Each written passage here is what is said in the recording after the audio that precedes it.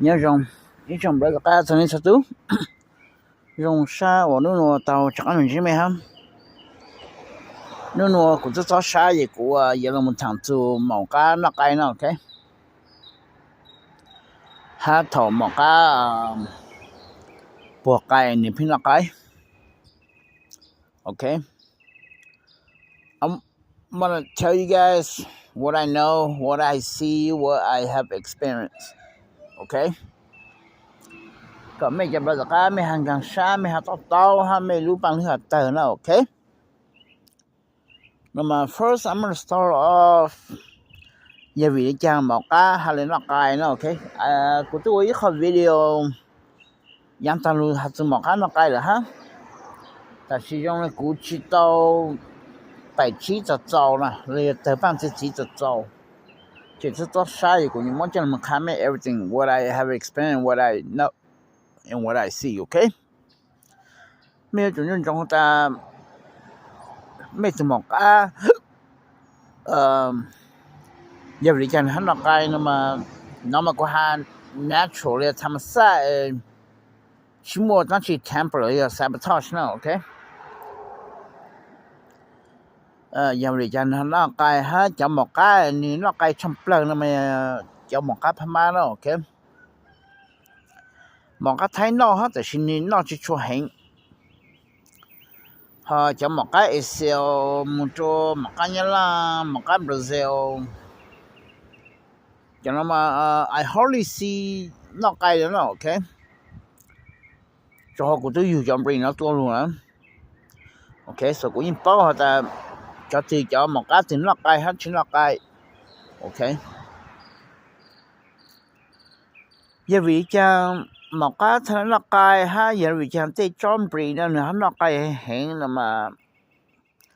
你叫calcium啊你要种的你叫餐跟bon啊 ok 你叫 nutrition vitamin calcium 你要种的你叫餐跟bon 啊 ok is very low 它你consume like you digest don't tao hay na like very high okay that's why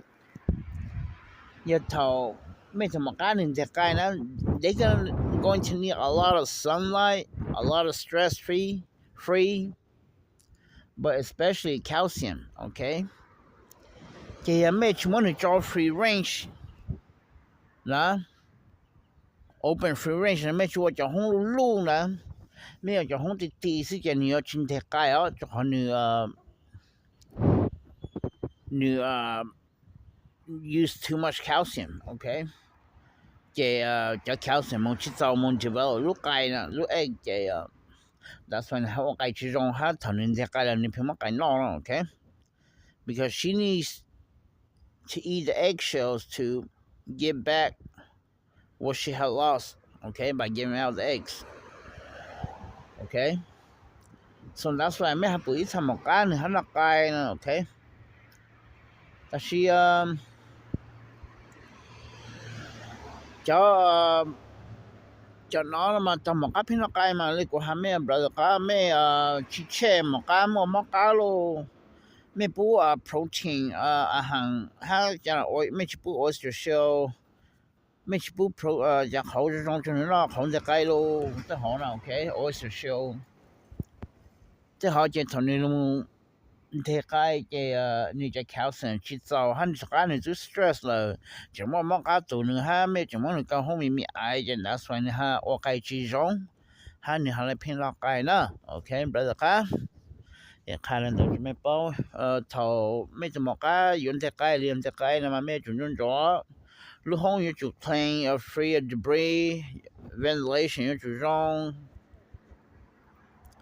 ไม่有จุดปุ๊บของจะใกล้จนจุด oyster shell ลูกห้องอยู่จุดลูก if possible ไม่ซอยนี่บ้างเนาะจนนี่คลาก่อนนี้มันน่าหยอเลยมันจะ free range โอ้โหมาคงแกนที่ไม่อีก%นี่ฉันนอกใกล้เลยนะ okay you know why because I have experience and I know okay choกูตัวนะเบื่อน่ะชิไม่ถึงร่างกายแล้วนะโอเค but ever since กูลงยอก็ห้องใหม่ก็มามั่วแต่ไม่ถึงบอกการร่างกายก็มาราคาจะไม่นะโอเค so Ni orang dah ni orang dah kau me tahu hatta je macam me cuma kau pun nak kai ha pun dia kai cuma okay because me all home me ai ne me pu khon dia kai ne me cuma me cuma kau wash kau clean ne ตัวกมอเนี่ยตัวมกาเนี่ยโอเคจะห้องชิลูจะห้องยนตูจะจอมตูนี่ชั่ว sunlight นะโอเคมกานี่ sunlight to get vitamin D โอเคก็พบพลุลังกะลังจนช่างทางรงถ้าเรา produce calcium and you have to stress ต่อของนะโอเคถ้า你要 exercise โอเค所以叫有个人在了，这上面把包了过汉了哈，但是每次你还知道我变卖了，你帮他知道他人还去包哈，就是你如果我谈什么嘢 ，hopefully 咩行干啥到 OK， 我冇加偏落街 ，OK because they need calcium and they're gonna draw the calcium from their bones to go into the eggshells, okay.And then when they don't produce enough calcium, they're going to start eating eggs and get stressed. That's why they not reproduction eggs daily, okay? Moka ma tonu yo moka zhong de kai zhong calcium to zao vitamin nutrition to zao ma ni de kai tonu every day lo. Okay? Ya me moka ni te ilu no opinu no man te ilu no getting a lack of calcium and protein and nutrition and sunlight, okay?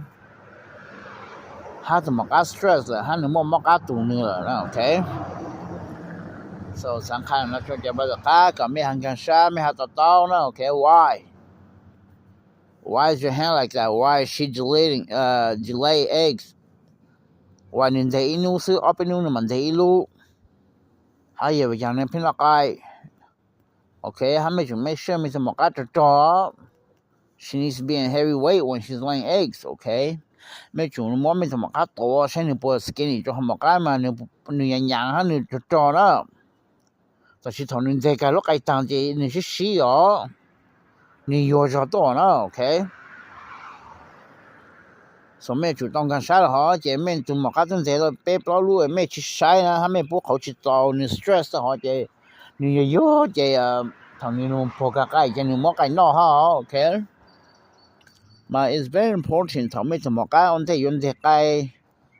o je me ha pa de me mo ka yun te kai me che ho ko che pu lu su ma ha ne po cho chao la yin cho chao hin na ha me lu mo to ne ni pu na ni ho ko lu je che thằng ni chi cho pu ta chi ni ho ko lu je ni yun te kai na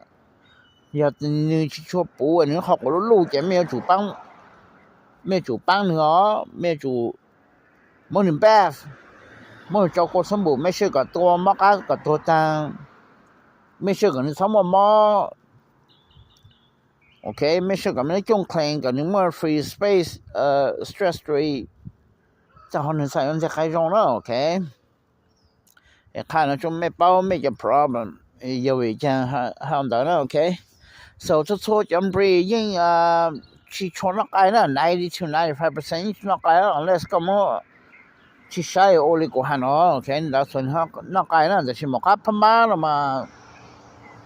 you got to be extra cautious and extra careful okay giờ ni la i kho ka si ni nok ai ka le okay他冇加他媽那麼你draw calcium 咁多起啦，唱你數準備啦，這裡個月加到比較支上啦嘛，冇加他媽那麼你draw a lot of calcium energy from the bones，所以咩就冇加人哋 stress 幾可能，就你落計㗎咧你人哋都好咪矮啦，就你落計㗎咧你人哋就長度就你落計㗎咧你知道上來啦 ，OK。你又乜家片動你見你落街㗎咧？OK， 你又即頭你隻街咩冇講你都寫啦，你又你破街咩冇講就你冇街落㗎咧？OK， I throw back 就冇加什麼睇邊度可能 ，the only problem 就冇加什麼咯，冇加咩㗎啦嘛，又頭你破街咩冇講，就你冇就街中落在等咧你頭你破chậm nhiều trâu đấy mấy phim muốn thì chậm nhiều có đó chế là nếu mà mình chậm tụ tô tăng đó là do mình chậm tới cho tăng cho lũ chế nếu mà tụ ít sao thì nhà nếu mà tụ tô tăng đó ok cho một cái mình cái cũng you in the past in the 90s bé muốn một cái mình lên nó đó ok so back to một cái so mẹ chủ bảo họ nó ok giờ một cái má là mẹ chủ tao ôn còn các cụ ôn nhớ nature jungle file mua đông này cụ ôn nó ok giờ chủ phải lên miệng vang lên nó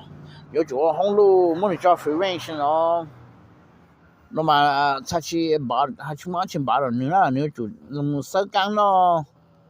tao nutrition sunlight tao ventilation tao hỗ trợ trong natural lên nhớ thầm sao mà nên sao chỉ nó cái đó hát thằng nó bỏ cái mấy sao mà có chỉ là nên bỏ cái đó liền mấy món như gì chẳng đó liền mấy món cool or something mấy temper cho nên cho phải pay cho nên chỉ bỏ nên sợ chỉ là nên món nên cho cái nó có thời tăng này nó ok khai nó cho bây giờ khai cả mấy hạt tao rồi giờ vì chẳng một cái nó cái hả ôi chẳng nó cái họ nó ok thằng nó khai cho mấy bao sữa cả mấy hàng gan sa ta each type of breed is different and you know and if you're not watching you're not in good health or having enough space or nutrition and they're gonna start eating the eggs okay brother ka của thằng nó giáo sư của yêu một thằng tu khó của experience nó ok của yêu cái mà tao thầu cho được cho ốp hàng gì cho Fresno nữa mà if I remember correctly cũng chỉ mới một cái nó cay nữa ok 0% nó cay nữa ok but ever since của chỉ một Oklahoma đó chị ô cha của yêu cái ô cha của nhau một cái phim nó cay này cay phim tờ hát chậm nhà cá phim tổ này chỉ khen lú này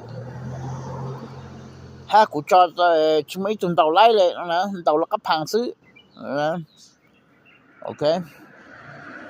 so cũng mà bảo một nhà cá nhà bảo được lòng ha cho lái nữa tôi nhà của nhà cây nó chỉ bốn mất lòng cho cây câu chỉ bốn mất trông cậu phim sẽ ý rằng cá này nó nữa rồi nhà này cũng mua hậu lửa nữa cũng chút chơi ổn định trong cũng mua hậu lửa nữa because I work in the afternoon I work in the swing shift okay我头澳门白酒那就广门传统了 okay Monday to Friday so đây cũng mua hậu lửa họ cũng chút chơi tăng nó cũng mua cá đó cũng tại thằng nó mà cũng mua chỉ là cho mua cá bỏ cái đó cũng chút chơi cho rong là cũng mua phao cũng mua sai ý chúng mua lúc cái tờ đó nè ta sử dụng có hậu lửa cũng mua hậu lửa được xong đó cũng một tờ tính sai ở trong cũng cho một cái thua lối rẻ thua lối không phải cái tầng này nè you know từ đây alu pelu cái thầu chính tàu bao lu chi lu em đâu một lên nó đó ok thua không lên là thua từ mẫu một cái tầng này nè you know so but cũng cho có bố ham nhiều tôi nhớ chế cũng nhớ countryside nobody could get in my house nobody could come into my property. I had gated, cũng mất 6 fence shot 6 feet. You know, fence just 5 feet fence cũng luôn có cái là cũng chẳng có fence around ít khó 6 lên mấy cũng cho còn mà ha. Cũng cho không là cũng cho screwdriver cũng cho lock á. Cũng cho screwdriver này, giờ bố chỉ một screwdriver, giờ bố chỉ một portable drill là một cái cho screw nó bố cái sẽ cũng cho trong cái nè. But I know that it's not natural because tao thua không thua từ bộ cái giá cái tới tăng này nè tao chỉ sẽ tới luôn hát tao thua từ bộ cái hát tao là alu pelu plau chi lu nè tới tu nè okay so I know that somebody did it but I just couldn't figure out how it was done and who did it and why are they doing it you know okay so ta khá là cũng mà lấy bao 头过下古都个不社会新到个嘛，包着莫咩个啦 Man in Black 个莫咩个啦 Power Ranger 咩叫 Superman 个啦咩厉害就古啦 OK 过下叫我都古上咩开跑咯咩日家龙街了到咩 Superman 咩样咪哎咩样蒙国街咩嘛乌鲁咯到咩 Invisible 头镜都好这咩样子了古都是不咩就好不么国听more 啦 OK So I only can see my third eye only can see natural. Okay? So I'm blind. So when you guys are invisible, I can't see you guys. Okay? So 咩就当厉害个古咩包得啦，咩包就古去不咩啦。So 咩片多nhà của gia cái mo của gia cái trồng mo của gia cái nhà xong thực lòng咩片mo của thay lại nữa là, you know. Của gia cái cũng mới cho là một cha ca hút chế là bố chỉ muốn nhà là hết à you know cũng nông cũng tôi wife cũng tôi có bố chân trai sao bố chẳng ra cũng hậu yên hậu cho cũng xỉa xứ sao bố cũng tôi có bố cái just cả lên là chính xác ô bao rồi cũng là chính xác tới mình đâu cũng là you know so tất cả là cũng là bao giờ mua Pac-Man crypto keto I told you scan này nó mà bao giờ mua down on the mua cho là Man in Black mua mấy cho Power Ranger mấy cho Superman đó you know mấy tôi nhớ là cụ chế thằng mà lên mấy cháu cụ chỗ cho mấy ruột cụ thằng nó tầm bao là so cụ nhập họ báo rồi nó xong okay but anyways my the main thing is that you make cho một cái cái printer nó okay and mấy tôi order wrong everything của hàng nó cái printer cho somebody mua trông sao okay mua cho lái xe phèn thì bé nhỏ giờ bố tôi mua bé lũng quốc cá thà lại nó mua bé giặc cá thà lại nó okay mua cái họ trồng cái lô như sinh chơi lô mua cái nhà mua bảo phòng lô mua cây trồng lô mua giặc cây nhà lô chỉ mua phòng lúc cây tàu mua trồng cả tờ cái xịt làm sao ấy gì cái đó lô okay so mua cho lái xe phèn nó bé ha that's how it was done okay after 30 years of experience I just finally found out and realized it okay ถ้าแต่มั่วจะไล่ชัดๆเพจเราไปพิมพ์ว่าไปจากการเนี่ยฮะพิมพ์ว่าไป sabotage มั่วไป set up เขียนมั่วไป tamper เรื่องนั้นโอเคไม่จะmột cáiพวกcái printer เลยเนาะนะไม่จะ不好这种都มั่วจะสมบูรณ์ชิมมาห้องลูจะ好啦这头 mysteriously 你พิมพ์cái printer nó chỉ men tao sai ở ok cho họ một chả trang cho là lấy nó để hạ cho bé nó ok để看到这 mess usually mà cho nó cũng mang lắm mà giờ chẳng là Man in Black em pin tôi nhớ là cụ chế là order cụ ha đào nó được á order cụ ha I told Jack I told Pac-Man crypto order cụ nè Jack nó mà Jack để hạ cho bé đó Jack pin mua bé ai học của ha tôi ai bé tôi có bu chỉ nhiều ha Jack pin tôi nhà bé cái mua bé sabotage chỉ thằng mua bé nó chỉ he think it's funny mua bé setter mua bé cái nhà mua bé cái lò cáiตัวđó I told them AI Pac-Man okay he does that to everybody because the K-Poro he's everywhere you know Jack is everywhere Pac-Man is everywhere so he knows and sees he knows everything then that's how he's able to fuck with us you know but mainly to a can solution player top Pac-Man down on Doug and Superman okay you know you can kick Lua Man in Black Man in Black nó mà mấy mới hoa LAPD đó okay tại sao cũng mới hoa Man in Black okay you know wannabe police and they think they're cop you know they're like Agent Smith in the Matrix okay put your Agent Smith okay cho là Man in Black cho là kick luôn là bên mô hoa kick luôn là okay là bên mô hoa trắng là okay cho là trắng tôi kick luôn là okay when they transform into a Superman they're like a black shadow a hologram shadow and they're like a hologram okay they could look just like anybody they could look just like you and me but when they transform to Superman they look all black shadow chỉ thầu bối yang lắm they look like a ít lạnh tấu là like a black goo shadow black goo bối yang chỉ chỉnh okay faster than the speed of light 他不想在明明挨了刀不想在中个龙骨了刀了就来就当了 OK so กูค่าจะไม่เถอะก็ไม่ให้เป้าไม่ be careful กูจะไม่เจอ regular camera จะปวดจะขอ their invisible cloaking so ไม่รู้ camera ได้ใช้ unless she has some type of invisible thermal infrared camera or whatever okay or ultraviolet camera หันใจต่อปนแต่เชื่อปนช่วย subatomic level ปนกลางไม่ต้องก็ใกล้หมดเนาะจะไม่ต้องได้ใช้เลยฮะเนี่ย okay and plus they're stronger than you ยังไม่เห็นจะ regular Superman ซะจะไม่จนต่อชิ้นกันคิดลูกกัน Man in Black เนาะ because they're faster and they're stronger than you guys okay that's why ไปหาเพียงไปเจอ Superman หันตรงๆฉันจะยัง Man in Black เนาะจะขอปthey think they're gods okay and they can do whatever they want because they're faster than us and they're stronger than us okay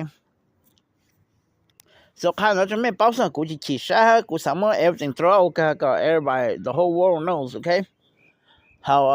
จะไล่จะล้างช้าๆเพจะไปเนาะ okay เพียงตัวมันไปจากกันยามันหลงจากคลองมันไป sabotage มันไป set up ตัวหยาไปจากไกลจงไปจากไกลตัวมันไปจากไกลหลอกกับตัวโอ้ก็ตัวเลยอู้นอนเนาะ okay โอ้ได้เนาะ okay 但是กูไม่จนจงนะกูหาจัวจะโอ้กูหาตัวโอ้ซะ okay ยังไม่จะชิตัวโอ้ก็ชัดจอไม่อ่ะ okay ยังนี่ตัวโอ้จะจนได้หาจนได้ยังบาซะ okay so กูคันแล้วจะเบรกก็ไปสิลาเป้าเนาะ okay 实在就如实在个不是中来จะไล่จะคิดรู้นะนู้นตัวไอ้ไปจะก็ปูแล้ว okay I throw off topic มันจริงๆเขาชักจะจังสิฮะสิจะไล่นะหรือหาจะไปเห็นนะ okay ฮะตัวใหญ่ไปจะก้าตัวไอ้ไปจะก็ปูหูว่างหูเจต่อหูหรือ wherever นั่นนะ okay วันนั้น okay แต่กูหาลูกจะจอนทันทีกูหา throw off topic and here and there เขาชักจะหาจังสิฮะ but everybody needs to know the truth okay but mainly just videos about gases I just throw here and there okay เป็นมา星期做的这个谁呢 okay 要种没